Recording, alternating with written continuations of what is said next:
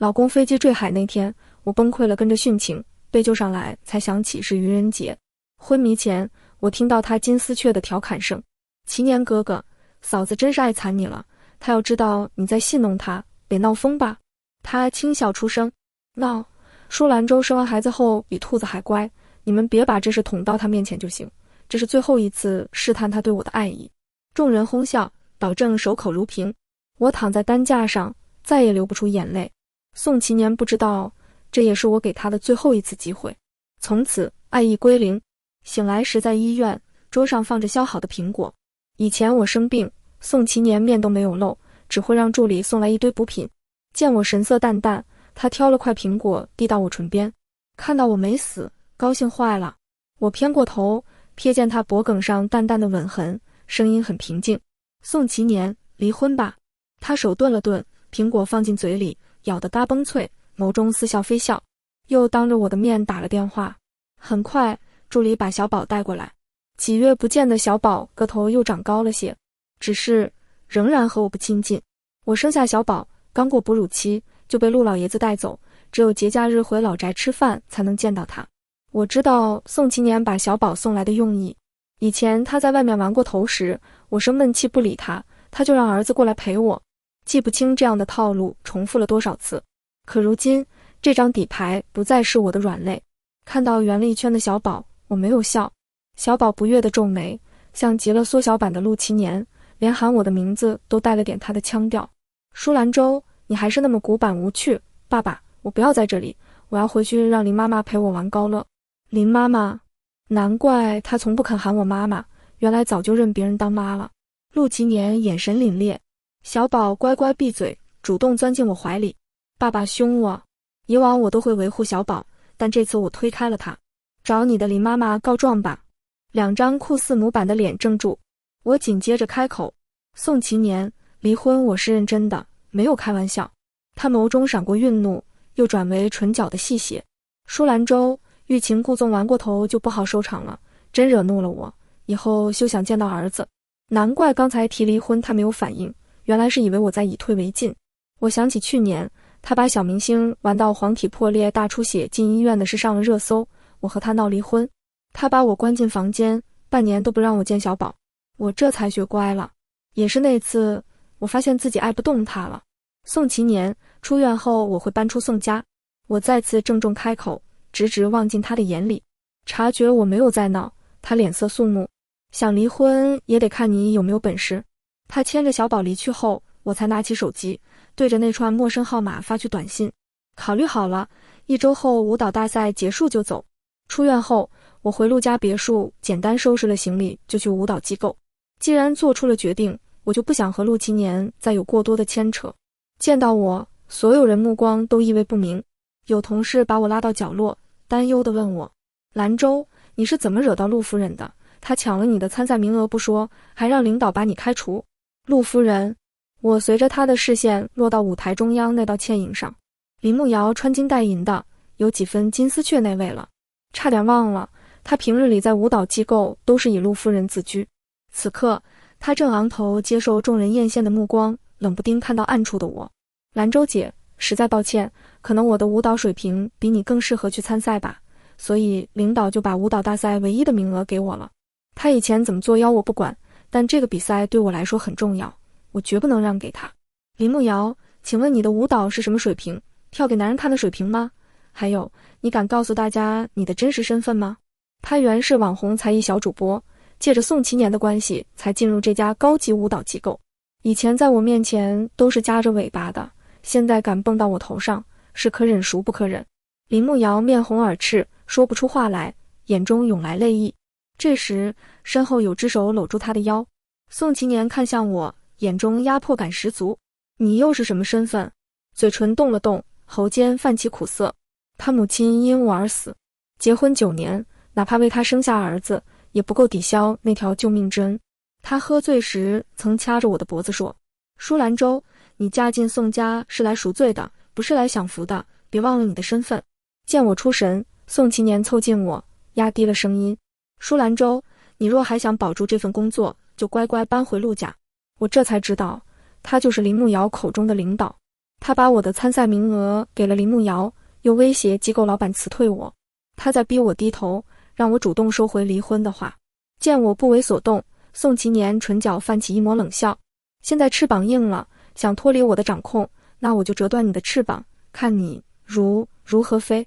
他打了个电话，闺蜜就给我发来信息：周周，我好像得罪人了，上月我才升职，刚刚主管把我叫到办公室，说是要辞退我。我唇抿得很紧，去收拾东西。离开时听到林慕瑶的嘲讽：兰州姐，你还不是和我一样要靠男人，还以为你多有骨气呢。我拉着行李箱的手一顿，不甘示弱道：你是不是忘了，我和他还没离婚，他还是我丈夫。忽然宋祈年钳住我的胳膊：舒兰州，谁给你的胆子当着我的面欺负瑶瑶？还有，我警告过你的话，是不是都忘了？心忽然像被针刺了下。结婚以来，他从未对外公布我的身份，外人只知他结婚了，身边也不缺漂亮女人。既然舞蹈大赛参加不了，那我也不必再等1周后离开了。想到这，心里才好受了些。回到陆家前，我去了趟律师事务所，打印了一份离婚协议，又往那串手机号发去一条短信：不用等1周了，2天后我就走。回到陆家别墅，我坐在沙发上发呆。宋祈年难得这个点回家，他站在玄关处，对上我的视线，仿佛看到过去的自己。下班后坐在客厅，等到夜深人静，终于等到归家的丈夫。我笑着上前，贴心地为他脱下外套和鞋袜。老公，今天累不累？我学了新的按摩手法，要不要？这几年除了在机构当舞蹈老师，剩下的时间都是围着他打转，周而复始，却不曾得到他半分好脸色。如今抽离出来，以旁观者的角度去审视过去，觉得自己傻透了。见我没反应，宋祈年皱眉：在想什么？逃跑吗？我有些好笑。如果我想逃跑，你会怎样？他朝我走来，急切地把我推倒在沙发上，很巧妙地转移了话题。你不喜欢儿子，那就生个女儿吧，女儿乖巧些，可以陪着你，这样你在陆家也能好过些许。嫁进陆家时，佣人们见宋祈年对我不咸不淡，加上我性子温吞，也没把我当回事，所有苦活累活都丢给我。那些年我深爱陆祈年，没有和他抱怨过一句。他把我的处境看在眼里，却冷眼旁观。思绪回笼，睡裙被人扯下，他的吻落在身上，激烈又霸道，带着惩罚的意味。不管他如何撩拨，我都无动于衷。原来不爱一个人的时候，身体是没有反应的。陆祈年觉得没意思，从我身上起来。舒兰州，我了解你的身体，你不该是这个反应。他捏着我的下巴，打量着我，告诉我，是不是和外面的男人做过？陆祈年爱玩女人，但有洁癖，不允许自己睡过的女人被其他男人惦记。舞蹈机构里有个保安喜欢看我跳舞，被陆祈年撞见，当天他被机构老板辞退。宋祈年还以侵犯的名义把他送进局里。我紧咬唇，在屈辱中笑出声。对，就是你想的那样，我和舞蹈机构里所有男人都睡过，你要把他们都送进去吗？陆祈年眯起眼，声音沙哑。是吗？突然他将我打横抱起，往浴室里去。他竟然真的怀疑我，既然脏了，那就洗干净。他把我扔进浴缸里，喷洒对准我的脸，冰冷的水浇了下去。我浑身起鸡皮疙瘩，挣扎着，却推不开他的手。在冷水刺激下，我创伤性应激障碍发作，脑中浮现出13岁那年爸妈飞机坠毁的场景。我浑身颤抖，蜷缩在角落。宋祈年又以为我在装病。舒兰州，别忘了你嫁给我的目的，你不是来享福的，你是来赎罪的。又是那句不知重复了多少次的话，这也是他和我日常的相处模式，10句话9句带着恶意。见我眼神迷离要去撞墙，宋祈年才慌乱把我抱到床上。你怎么了？你哪里不舒服？陆祈年，这些年你折磨我也折磨够了，我们放过彼此吧。怒火攻心，我把床头柜的离婚协议甩到他脸上，盯着签字的位置，他冷哼出声：你这么着急着和我离婚，在外面有男人了？我抿唇不语。他摔门离去，眼泪爬满了脸。还好，明天过后我就可以离开了。第二天，宋祈年给我发来信息，想让我签字就来希尔顿酒店708包厢，衣服我让佣人给你准备好了，是一件改良版的旗袍，穿起来衬得我肩宽细腰。推开包厢门，一群人闹哄哄地看着我。林慕瑶笑容格外刺眼。兰州姐，周总想看人跳舞，我扭伤了脚，只能麻烦你了。男人的目光落在我身上，恨不得生吞了我。这就是宋祈年让我来这里的用意，替林慕瑶跳舞。苏兰州，你不是想离婚吗？我成全你，只要你跳到让他满意了，我就如你愿签字。他在我的耳边一字一顿说道。说完，把我推到周总面前。周总搂住我的腰，眼中迷离。都说轩轩一鸟处公腰，我今日算见识到了。你放心，我答应宋总，顶多过过手感，不会针对你怎么样。你今晚跳舞跳到我尽兴，我就答应承包宋氏集团下半年的合作。我不可置信地看着宋祈年。圈里人都知道，周总是练腰癖，见到女人的细腰就挪不动脚。上次有客户送他细腰女人，听说被他玩进医院，腰都骨折了。我从周总怀里挣脱出来，没跑几步就被宋祈年拽住。舒兰州，别这么矫情行吗？只是摸一下，又不会少块肉，这是你和我谈判的筹码，所以这是离婚的代价。包厢门关上的瞬间，我陷入绝望。迷情香的味道熏得我燥热不安，身后的手掐着我的腰。我抡起桌上的酒瓶，想砸向身后那人的脑袋，却被他反向握住手。酒瓶砸到额头，我跌倒在地，衣领扣子被扯掉，想咬舌自尽，眼中浮现出了爸妈和姐姐的身影。周周，是爸妈不好，没有陪你长大，妹妹好好活着。像在黑暗里看到了光，我张口咬住周总的手指，他痛得直哼。我趁机拉开包厢门往外跑，经过走廊一处包厢，门虚掩着。宋祈年把林慕瑶摁在墙上狂吻着。祈年哥哥，要不要回去看一下兰州姐姐？我担心她。有什么好担心？我跟周总说过的，他不敢动她。况且我也想借这次机会惩罚一下她，她最近太不乖了。我正要推开包厢的门，周总的保镖找到我，把我拖了回去。心如死灰，我干脆撞墙。昏迷前好像又看到了爸妈和姐姐在对我笑。爸妈，姐姐，周周可能要食言了。周周来找你们了。1个小时后，宋祈年打开708包厢的门，想着我认错的模样，脚步忽然停滞，没有看到我的身影。地上是残留的玻璃碎片，还有血迹。打扫的服务员在议论，刚刚那女孩可惨了，衣服都被周总撕烂了，她不甘屈辱，撞墙自尽了。宋祈年不相信我死了，他来到周总的私人庄园。周总额头都是伤，私人医生在给他处理伤口。见到陆祈年，周总有些后怕。我可什么都还没做，他就自己撞墙了，你可不能把他的死怪在我头上。宋祈年脸色阴沉的可怕。你把刚才的话再说一次。周总不耐烦了。大不了我和你再签1年合同，就当是你赔你老婆这条命了。你老婆的尸体我也帮你送回宋家老宅，算是对你仁至义尽了。宋祈年再也绷不住了，一拳打到他脸上。你再说一次，谁让你碰他的，我杀了你。拳起拳落，带着很重的力度。宋祈年把周总打进了医院。周总刚住院又遭到举报，以前被玩过的女人都站出来指认是他强迫的，他才出院又锒铛入狱了。这些天宋祈年都在回避我的死，甚至不敢去看问我的尸体。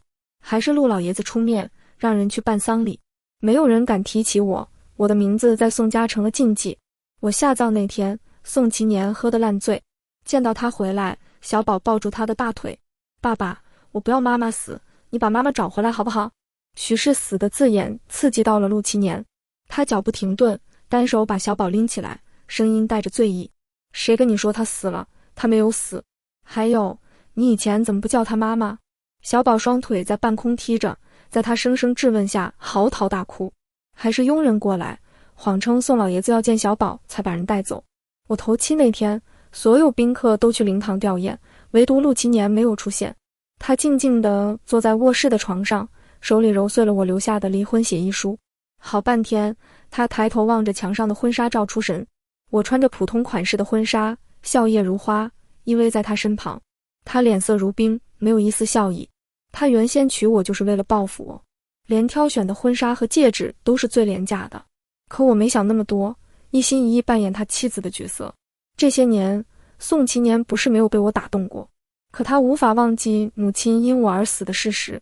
恍惚间，他仿佛看到我朝他走来。宋祈年抱住了那道身影。周周，是你吗？你回来了。他贪婪地吸着他身上的味道，不是栀子花，是刺鼻的黑鸦片。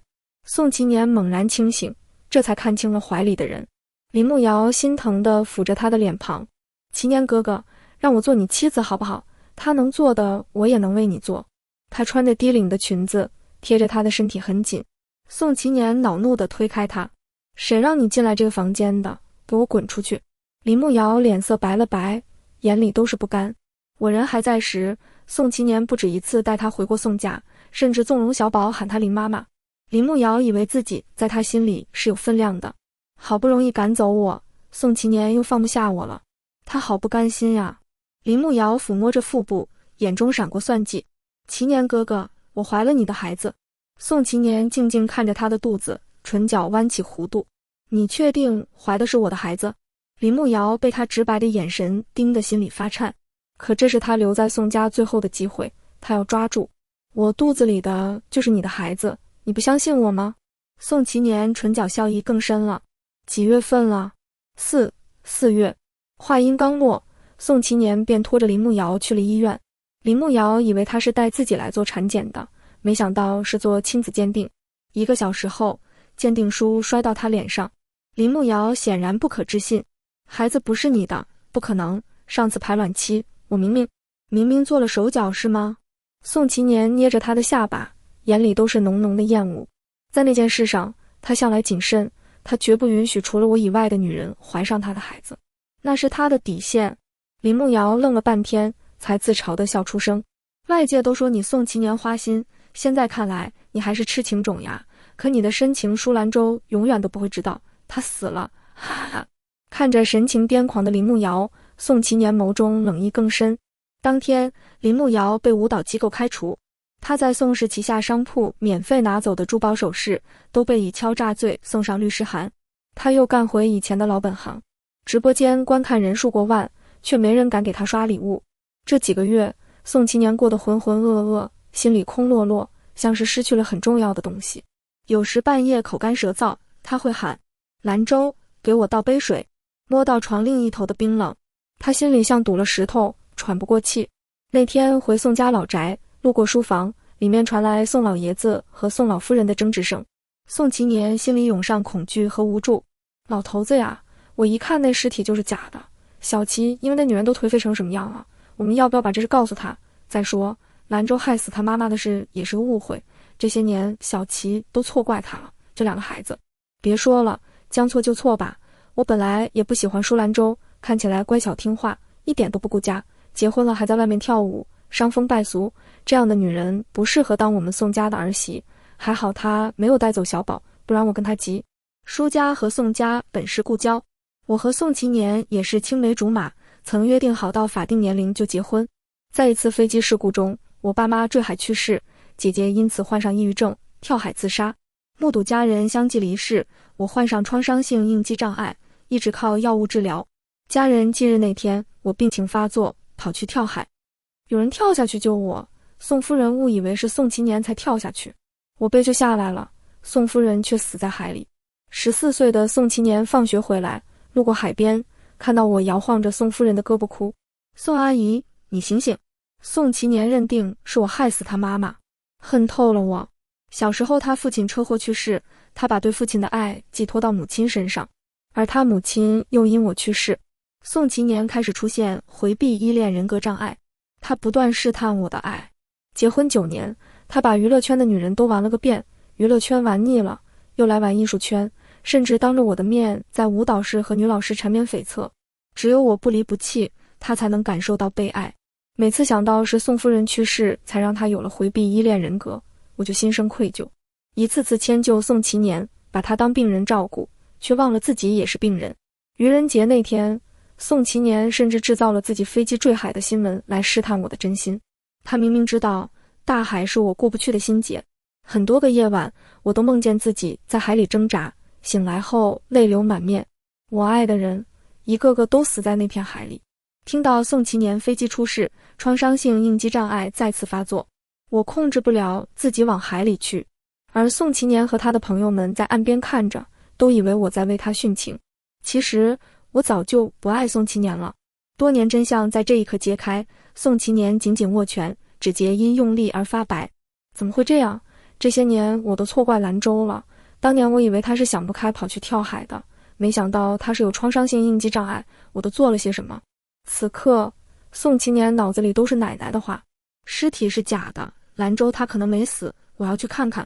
宋祈年往墓园走去，远远的就看到墓碑前站着熟悉的人影。闺蜜手捧一束雏菊，脸上却是带着笑意。周周，我能为你做的只有这么多了，以后你可要狠狠幸福。听到她的话，陆祈年更加确定我没有死。告诉我，兰州在哪里？闺蜜的肩膀被她紧紧扣住，疼得喊出声。放开我！你这个渣男！周周被你害死了，你还想怎样？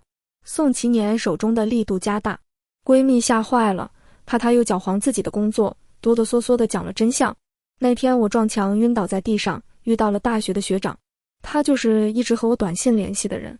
原先我和他约定1周后离开，中途又变成2天离开。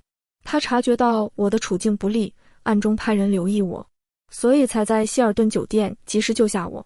学长把我带走时，顺便让假死机构伪造了一具我的尸体。这些周总都知道，但学长拿他的公司威胁他，让他到宋祈年面前传假话，说我已经死了。之后我随学长来到了港城，他是一家舞蹈机构的投资方，把我安排了进去。起初大家看不起我是走后台进来的，直到我在台上展现自己的舞姿，他们才被我征服。这2年我都在刻苦练舞，想在下次的巴黎舞蹈大赛上拿下冠军，那是妈妈的心愿。当年爸爸陪她去参加巴黎舞蹈大赛，遇到飞机事故，2人才双双去世。学长支持我的决定，在背后默默帮助我。1年后，我在颁奖礼上接受记者采访，学长手捧一束仙子之吻向我走来，我知道他的用意。仙子之吻的花语是藏在心底的爱意，他把藏在花中的蓝钻拿出来时，全场哗然。那是几年前拍卖会的孤品，千金难求。彼此对视，相视而笑。我们是在大一社团认识的，社团晚宴，我在跳民族舞，学长用钢琴为我伴奏，他被我行云流水的舞姿吸引，对我一见钟情。那时我的眼里只有台下的宋祈年。结婚那天，学长还是来了，他送上贺礼，祝我幸福。临走前，他深情地望着我，周周，如果这段婚姻让你不幸福，别害怕回头，我会是你下一站温暖的港湾。不知为何，我居然保存了他的私人号码。如今想来，也许当时我潜意识已猜到和宋祈年的结局，才为自己留了一席之地。戒指戴到一半，有人打掉了戒指。兰州，你不能嫁给他。宋祈年看着我，目眦欲裂。兰州，你是我老婆，你怎么能嫁给别人？看向他，我神情冷漠。这位先生，你认错人了，我不认识你。见我态度强硬，宋祈年放软了声音。兰州，对不起，是我误会你了，可你明明知道真相，为什么不告诉我？你知道我是喜欢你的，我们几10年的感情不应该是这种结局。学长很识趣地退下，还把人群遣散，他这是想留空间让我去处理这段感情。我看到角落里偷拍的狗仔被学场的人赶走，也觉得没必要再装下去了。宋祈年却误以为他的机会来了。兰州，你肯承认了，是不是也能原谅我？原谅？宋祈年，我有告诉过你真相的，可你从来都没有相信过我。结婚第1年，我就跟宋祈年说过，当年我不是轻生才跳海，他母亲想救的人也不是我。他不信，他以为我的应激创伤性障碍是装出来的。他认定我性子软弱，受不了家人离世的打击，想用自杀来逃避现实。他打从心底里是看不起我的，这样自轻自贱的我，根本不配他母亲付出性命来救我。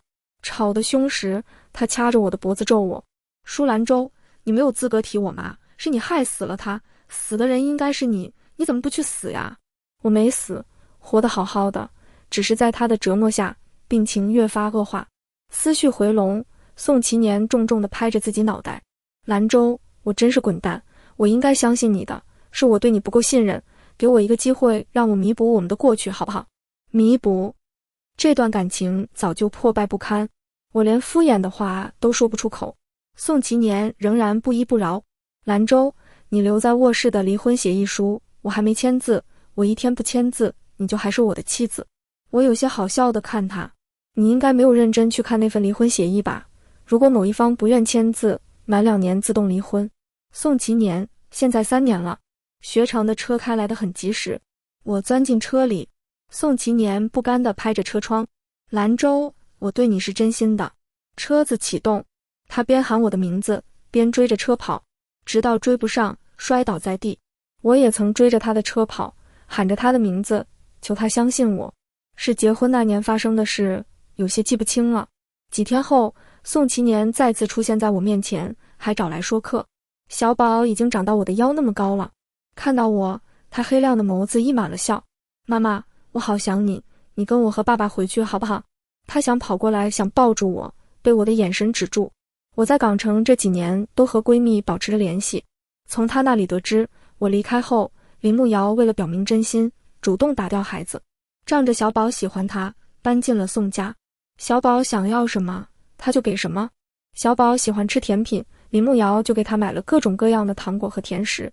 这5年，他除了吃还是吃，学业平平，只是牙齿补了又补，如今一副牙齿几乎都换了个遍，新齿终究没有原生的牙齿好。就像此刻，小宝捂着嘴向我哭诉：妈妈，我牙疼，你能陪我去看医生吗？以前我不让他吃糖，他觉得我是坏妈妈，现在才明白我的良苦用心，可惜晚了。我没有丝毫的心软，声音透着疏离：我不是你妈妈，牙痛找你的林妈妈去。从他会说话开始，他从未喊过我一声妈妈。看到佣人们联手戏弄我，他会拍手叫好。有时候我都怀疑，他真的是从我肚子里生出来的吗？现在看来也挺好。如果小宝很爱我，我会于心不忍，不忍离开他，便会一直困在那段腐烂的婚姻里。小宝也发现我变了很多，不敢靠近我，只能用哀求的目光看向陆七年。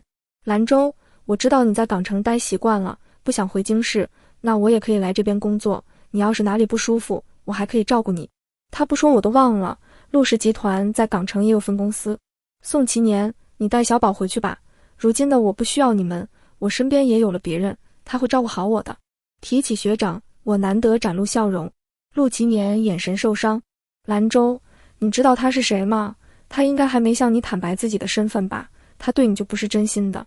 学长的真实身份，我有些愣住，想了会说道：不管他的真实身份是什么，都不影响我们彼此相爱。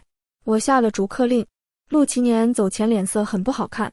兰州，我不会放弃的，我会让你重新爱上我。可我不想给他机会。为了让宋其年彻底死心，我干脆跳过订婚环节和学长结婚。没想到还是低估了宋其年的手段。婚礼前，我在更衣室换衣服，偏过身去够拉链，身后有只手帮我拉了上去，手指在我的肌肤上磨蹭着。学长，看到镜子里男人的脸，我的笑容僵住。陆其年，怎么是你？兰州，跟我走吧。他从身后把我紧紧搂住，看向我，目光灼灼。我使劲挣扎，听到他危险的话语：你说我要是在这里要了你，等下所有人都看到了，你那位好学长还会不会和你结婚？陆其年，你无耻。是，我是无耻，那也是被你逼的，没有你在我身边，我生不如死。兰州，我离不开你呀。宋其年面孔扭曲，神情有些恍惚。我想起闺蜜跟我说过，得知我死的那几个月，宋其年把自己关在房间里，不吃不喝，出来时精神就有些不正常了。我抬起高跟鞋，踩在他的皮鞋上，他疼得放开了我，手还没够着门把，头发被人从后面拽住。救命！宋其年掏出毛巾，捂住我的嘴，一股刺鼻的味道袭来，我的身体开始瘫软下去。原来他早就做好了准备，他真正的目的是带我离开港城。醒来时，我发现自己在一架小型的私人飞机里，绳子把我捆在座椅上。陆其年屈膝蹲在我身旁。兰州，对不起，又让你想到你父母了吧？你放心，这是最后一次让你坐飞机了，回到京市，我们俩就好好生活，你让我做什么我都答应你。他声音带着急切，眼神带着祈求。宋总，后面有飞机追尾。助理出声提醒。后视镜里，他和我的视线撞上，甩掉他。兰州是我的妻子，他休想抢走她。宋其年眼球不受控制的乱转，闪烁着诡异的光芒。我看了眼座椅下方特制的收纳槽，决定先哄着他。阿年，你先帮我解开绳子好不好？周周，你都好久没有叫我阿年了，你再多叫我几次好不好？我一遍遍喊着他的小名，安抚他躁动不安的情绪。宋祈年放松警惕，帮我解开了绳子。这时，助理的声音响起来：宋总，飞机好像出现故障了，你过来看下。宋祈年过去时，我趁着飞机减速降落，打开登机门跳了下去。兰州，不要！跳下去的瞬间，我打开了降落伞。宋祈年的助理是我介绍才进的宋氏集团，这些年他都想找机会报答我。刚才他提醒宋祈年有飞机追尾时，就用眼神暗示我做一下收纳槽里藏着降落伞。宋祈年解开绳子时，助理在驾驶舱按下解除舱门的命令，我这才有机会打开登机门跳下去。兰州，求你不要放手！没想到陆祈年会抓住我的手。陆祈年，你放手呀！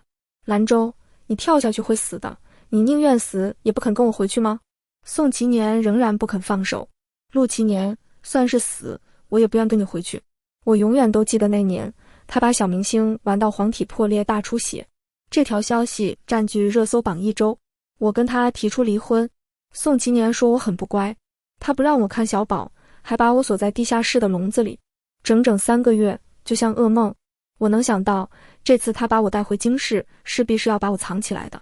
我咬住宋祈年的手，他在疼得皱眉，还是不肯放手。我一点点掰开他的手指。宋祈年，再见。兰州，不要啊！在他撕心裂肺的咆哮声中，我跳了下去。降落时是在一处平原上，我赌对了。跳下时我就观察过附近的地形，确定这个高度是不会有生命危险，才冒险尝试。除了手臂被树枝擦伤以外，身体完好无损。学长的飞机紧随而来。回到港城，我们重新补办了婚礼。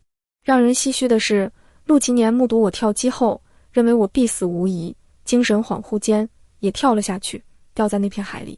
正是愚人节那天他戏弄我的那片海。原来一切冥冥之中自有来因须果。全文中